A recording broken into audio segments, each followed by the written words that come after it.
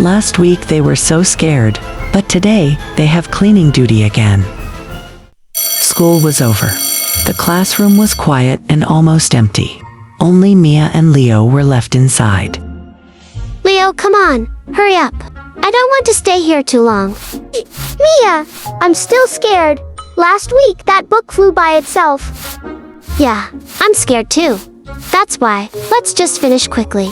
Look, it's getting really quiet in here.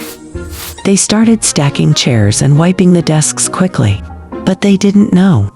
Someone else wanted to help too. Lilo, the invisible friend, floated slowly toward the dirty board at the front of the room. The board is really messy. Let me clean it. Suddenly, the board eraser moved on its own. All the writing disappeared, leaving the board clean.